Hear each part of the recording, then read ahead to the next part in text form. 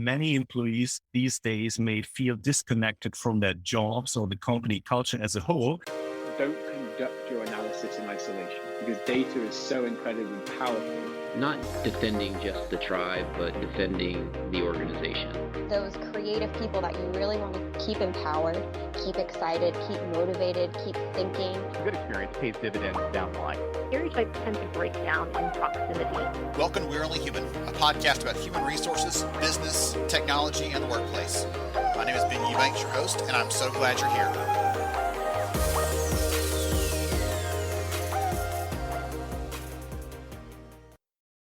Hello and welcome to We're Only Human. I'm Ben Eubanks, your host, and I am so glad to have you here with us for this first episode we're publishing of the year. Goodness, it's been an amazing run since 2016 when the show first started, and I get a chance occasionally to meet amazing people that listen to the show, that enjoy it, that are using it as a tool to probably encourage and engage and entertain them, but also to inspire them about what's possible in space. So I'm so thankful to have you here with me. This year, we're going to go deeper. We're going to have more practitioner interviews. We're going to have more examples of people in and around the space doing incredible work to give you that encouragement that it is absolutely possible, and not only possible, but probable if you have the right mindset. So today we're actually kicking off with an interesting conversation. We have a gentleman from Drakestar here. They're a company that invests in and around the software space, including HR technology. And so I want to talk to him about some of the things that they're looking for when they are evaluating a company. What does it mean? Because I think that matters to you as a leader in the space. Why? When you're looking for a tool, it's not just enough to know that that tool can solve the problem you're looking at, but also look at the company behind that. Do they believe the same things that your organization believes? Do they think that treating people well is a critical success factor of organizational health? Because if they don't, you're going to see the repercussions of that when your support staff turns over or when your implementation doesn't go well because people don't even care. Right? It seems very nuanced, but it does matter. One of the things we do in our HR Tech Awards program is we actually ask about the company behind the technology to understand how they are impacting their community, how they're impacting their people, how they're doing things beyond just building another piece of software. So I hope you enjoy that and some of the other trends and things we talk about today. We'll touch on a couple things that probably are on everyone's mind, from retention to hybrid and remote work to everything that you can probably imagine. So let's dive into this conversation. And again, I'm so glad that you're here with us today. Everyone, welcome to We're Only Human. I'm so glad to have you here with us and looking forward to a great conversation as always. Today, we're going to be talking about some of the big picture things that are happening across the spectrum in the HR world, some predictions, some trends, some things like that. We'll talk about automation. We'll talk about HR tech and a couple of other things that you can always expect here on the show. So I'm so excited to have here with me Ralf Hofmann from Drakestar. He's going to talk about some of those things from his experience. He gets a chance to see from this unique kind of perch a lot of different companies across the spectrum in the HR tech space. And he also gets a chance to see how companies are facing and dealing with some of the challenges that are coming down the line. So I'm really looking forward to learning alongside all of you as we dive into this. So welcome, sir. Good to have you. Great. Hi, Ben. Great to meet you. Absolutely. So before we get into some of the fun stuff I was teasing for the audience there, would you take a minute and tell us who you are and what you do? Sure. Very happy to do. Hi, everybody. So I'm Ralf Hofmann. I'm a co-founder of Drakestar, a global technology investment bank. I'm based in Munich, Germany. Now, Drakestar, we focus only on technology transactions, and software SaaS is very important for us, and particularly HR tech. The first time I've been active in HR tech is actually some 20 years ago when we did the IPO of P&I, the first pure play HCM software IPO in Germany at the time. And it's still around as a great independent play in the space. And since then, we've been doing transactions in the space and recently deals like Ingentis, a workflow management software company, or EBI sold to Sterling in the US, or Biotech to Equifax, and also services companies with some skills in SAP SuccessFactors, PeopleSoft, or UKG. Awesome. That's tremendous. When you're not spending your time eating, breathing, sleeping, technology, what do you like to do? What I like to do, first of all, in the early morning, I have to leave my home and spend some time running with my site out. So that's a start. Otherwise, I take care of my family and my kids. And when the pandemic allows for it, we actually go to northern Italy and spend some time on a boat. That's tremendous. Italy is on my list of places to go at some point. And goodness gracious, that'd be a ton of fun. Awesome. I'm looking forward to this. It's going to be a good conversation. Again, you're teeing it up. You have deep expertise in the area of technology. And again, a long history of seeing and working alongside the HR technology space. So just to kick us off, as I said earlier, you get a chance to see from this perspective across all these different companies, a lot of different trends, a lot of different things that companies are facing and dealing with. What are a couple of those trends that are top of mind for you these days? I think a very important trend is, first of all, HR going remote, right? In every aspect. So we've seen that obviously as a result of the pandemic, and many trends arise from that with respect to employee engagement, communication, digital technologies, and also seamless connectivity and many things like that. And another is recruitment getting an AI boost. Very happy to talk about this in more detail later. Excellent. I know that one of the things that I had a chance to get a preview of some of the writing you've been doing on this. And one of the things you talked about in there was the importance of automation, but also the things that we need to be aware that, hey, it can do some of these things, but not some of these others, right? It's not a cure all for everything. And I was hoping you could take a minute and talk us through a couple of examples, maybe of something it's AI or automation is really good at and something that it may not be quite so good at so that the audience can get their head wrapped around that. Yeah, absolutely. AI has numerous applications that can help recruiting professionals to hire smarter and faster and also without bias. So it can help save time, but it can also improve diversity, where you can accelerate hiring, improve your hiring process. You can screen candidates more effectively. And you can also reduce bias, but this is also the challenge, because if you don't use it in the right way, if your data is poor, if you don't apply the right algorithms, it can actually increase bias rather than reducing it. So it's very important to implement this in the right way. Interesting. Well, you mentioned my head's spinning, just think about all the different trends you mentioned earlier. Things like going remote, team about communication, how do we engage and connect with a workforce that we can no longer see? And for over a year now, I've been saying that for a long time, we as employers, we assumed when someone showed up, we took that physical proximity to the office as a measure that they're safe, they're healthy, their family's doing well. And now we don't have any of those cues anymore because they're not in the office anymore for a lot of people.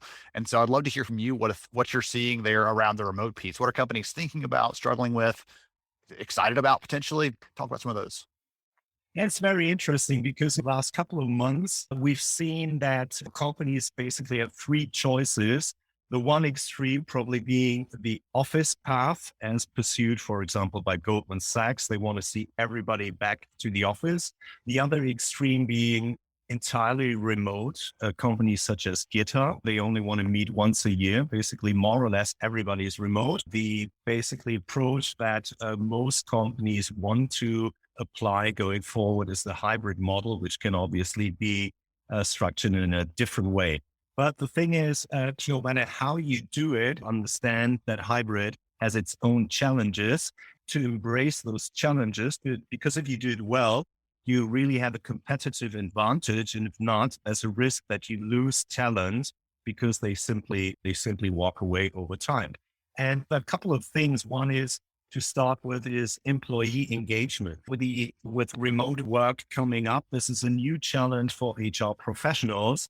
And the high levels of workplace engagement often lead to higher performance. And many employees these days may feel disconnected from their jobs or the company culture as a whole, even though we see there's a difference sometimes in terms of age, gender, and so on, how people deal with that. But HR takes care that employees don't feel disconnected from their jobs, their company culture, and that they provide virtual engagement and support for remote employees. And there are many things around that. One is, it's not all technology. It's also about communication. HR must be very clear in maintaining clear communication, but not only with respect to company updates, but also beyond that. Technology is creating a seamless digital employee experience. There are many things. There's about new employee onboarding in a remote environment, about training, team management. It's also things like you need to purchase new equipment for people working remotely. It's also a thing.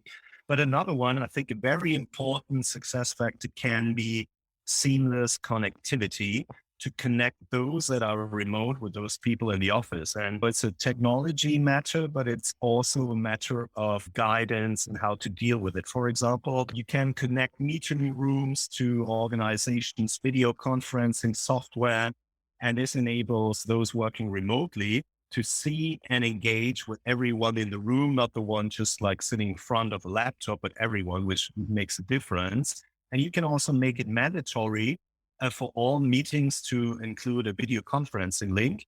And you can also give guidance to employees how to design meetings to make sure remote and in-person attendees have a great experience. One of the interesting things when the whole shifts to, hey, we can't be in the office anymore, we're going to go remote to some degree from a small percentage to all the time. A lot of companies that I saw said, okay, here are the tools. Here's your video conferencing tool. Here's your Zoom, your Teams, your whatever else. And they assumed everyone would get the last piece you touched on there. And I think that's a critical part that most people have overlooked, which is here's how you make someone feel included when they're not there with you.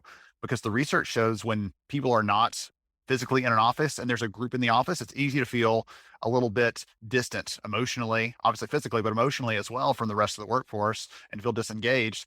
But if you're intentionally saying, hey, we know that Ralph's over there. Hey, Ralph, what's going on for you, right? We want to make you part of this conversation. We want to make you feel like you are in the mix with us, even though you're not rubbing shoulders with us day to day. I want you to feel like you're part of this bigger conversation and part of the overall goals we're trying to achieve. But again, you mentioned that at the very end there. And I think some companies still haven't gotten around to, are we doing this intentionally yet? Or are we just hoping that's going to be an accidental byproduct by having just a bunch of meetings? And you and I both know that's probably not likely to happen. Yeah, I think it's very important that HR, as a function of, thinks about that, takes care of that. Another aspect is also culture, but it's also about measuring job performance virtually and about really engaging with people working remotely. Absolutely. One of the other things you said earlier, I want to ask you to comment on this, is you mentioned a competitive advantage. And when I talk to other HR leaders, my background before I was a researcher, I worked in the HR space. And so I've done this myself. It's very easy to feel a sense of community, still feel a sense of kinship. And that competitive bone for those people is not always there. They don't feel that the same way as someone would if they're in sales, right? They're head to head. They see the impact or the result of someone else's activities. In HR, they don't feel that much. However, in the last year, with some of the turnover issues, some of the retention issues companies are facing, more of them than ever that I'm talking to are talking about HR as a competitive advantage. And I just would be curious if you'd comment for a second on what results companies can expect if they use HR as a lever, not just to handle the policies and the transactional stuff, but to use HR and see it as a potential competitive advantage. I think that's a very important point, and I think this also changes, obviously, the role of the HR function, becoming more and more strategic as a really core, integral part of the company's growth strategy, being successful. And this obviously strengthens the role of the HR function, but it needs to be embraced by the HR department on the one side, and also by general management on the other side. Number one, to retain your great employee base on the one side, and also in hiring new talent. I want to take a step back for a second and ask you something that plugs into your daily work, because we're talking about trends and big picture things across the spectrum of HR. And I think the audience appreciates that, but I want to ask you something that they can't just get from someone else. And so the thing that I was curious about from your perspective, you get a chance to see. You mentioned earlier some of the deals and investments and things like that you've been a part of throughout your career and your company's been a part of. I'm curious what you look at when you are looking at a company's leadership to know if they're going to be a solid firm, for lack of a better term, or not. Because the reason I ask this is because when I talk to leaders who are trying to make a technology purchase decision, most of the time they're only looking at the technology itself. And the research we have says that there's something behind that, the company behind it, the culture behind it, the leadership behind the product also matters. And I'm curious if that's completely backwards from what you've seen and experienced in your career, or if you would validate that and say that's the truth. I'd love to hear from you. What's your perception on that comment. Yeah, no, and I think you're absolutely right.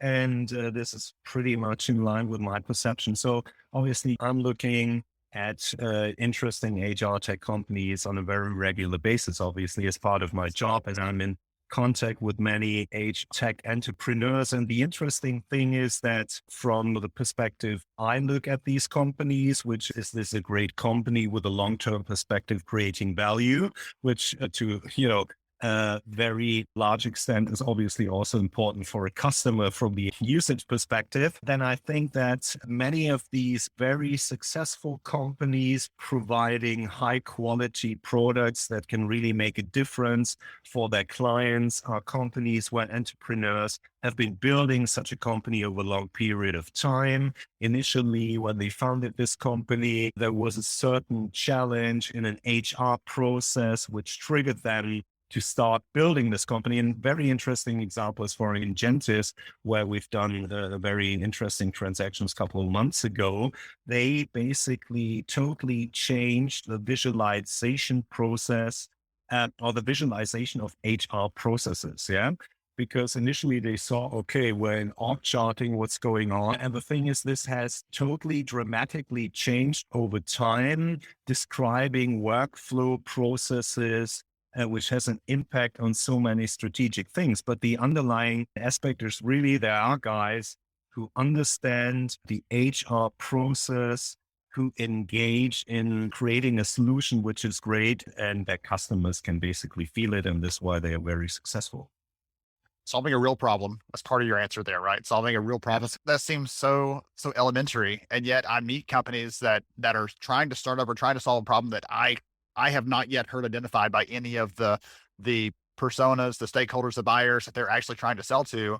And again, they had an idea and they started up without that sort of awareness of, is this actually a problem that needs to be solved?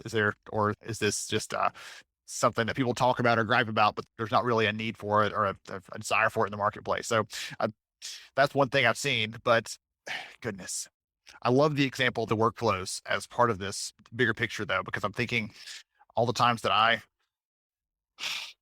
we print out all the papers and put them on the wall or use a big whiteboard or something else trying to do this. And that's very static. It's not dynamic. So that's a great example of a real problem that HR leaders right now, somewhere, someone is banging their head on the wall proverbially, trying to figure out how to solve for that. And that allows them to take that on. Excellent. Wonderful. So thanks for kind of humoring me on that one, because that's a question that I've had for a while and I occasionally ask it to the right person. And I felt you might be the right person to throw that your way, just because I don't want someone to say they're really nice and they're friendly and they've got a great culture over there, but the product's not very good. I don't want them to make that trade. That's not a good trade. But I do want them to say, okay, I've got two technology companies. Both of them can solve the basic needs that I have. Now I'm going to take a step beyond that and look at who they are, what they believe in, what their purpose is as an organization, and try to see if that aligns with the purpose of our organization. Because if it doesn't, or if there are mixed signals there, then the other provider that does meet those sorts of things will be a better fit long-term. As you were saying, we're not making this decision for today or tomorrow. We're making this decision hopefully for years to come for the value that we'll get out of that sort of decision. So, absolutely. Excellent. So goodness, I've had so much fun with this. If someone is curious or wants to know more about the work that you and the team are doing, what's the best way for them to? The best way to find is probably to go on drakestar.com and we have all our contact details there. Yeah. Okay, excellent. Is there anything that we didn't touch on today that you were hoping to get a chance to share with the audience? Something that's top of mind for you? I don't care if you double down on something you've already mentioned, or if there's something else we didn't really cover. I want to give you one last chance to give a shout out, something that you are paying attention to and focused on for the coming year. Yeah, maybe just a quick one on cybersecurity being an aspect also of HR. I think there's something you've also been looking at. It's very interesting. Actually, I also do quite a lot in cybersecurity software. But what we've been seeing is that remote work has created a new challenge in the cyber security context of companies. And HR is getting a more and more function in that context because there are new challenges and new risks for remote workers in this context. And HR can substantially help mitigate that risk with not only technology, but also guidance and procedures but also technology in the context of using the right cloud-based technology to make remote work more secure. I'm so glad you brought that up. We actually had an episode last year on cybersecurity, and I heard from someone that said, "Hey, I saw the title cybersecurity. Why in the world would you be sharing that with the HR audience?" And the guest on that show was a CHRO, and she said, "You know what? The majority of things that happen in the cybersecurity world, there's a technology component to all of it because that's what it's all about." But she said many times the gap, the problem, the issue comes down to a person making their own decision. And that's why HR needs to be in the mix of this, because it's about changing behaviors. It's about training and educating people. It's about making sure the tools are in place to help prevent someone from inadvertently making their own decisions. When I first heard HR and cybersecurity in the same room, the same conversation, it was probably 3 or 4 years ago. And somebody raised the issue and everybody else kind of brushed it off like it was nothing. And increasingly, I'm with you. Increasingly, I'm hearing that conversation come up and someone saying, "Hey, yes, how do we partner with our other IT leaders? How do we partner with our other stakeholders in the business to make sure we're doing what we can from our perspective to protect the organization, to enable business continuity and the other pieces that kind of wrap into that?" Absolutely. Excellent. Awesome. Thank you so much again for joining us. I appreciate your insight, for letting me throw some questions at you about what you're seeing, what you're looking forward to for the coming year. I think there's some great takeaways and insights to the audience, and I appreciate you spending some time with us. Great. Thank you. Thanks, Baron. It was great talking to you. Absolutely. Awesome. Everybody else out there, hope you enjoyed today's episode. Got some good takeaways on things, what to look for in remote work. Make sure you're being inclusive of people outside the office. Looking at communication as a key part of your strategy. We know it is, and yet we don't often put enough time and effort into it. I told someone the other day, we'll spend 99% of our time thinking about a project, and then only 1% of the time actually telling people about that project. And we need to flip that a little bit and spend more time really communicating and sharing the value that we're creating within the organization. Thank you to all of you for hanging out with us today. We'll catch you again soon on another episode of We're Only Human. Thank you so much for joining me on the show today. I'm honored to have you as a listener.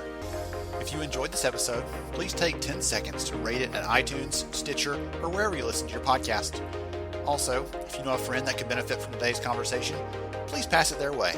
After all, a rising tide lifts all ships. To see show notes, sponsor information, and our full show archives, visit onlyhumanshow.com.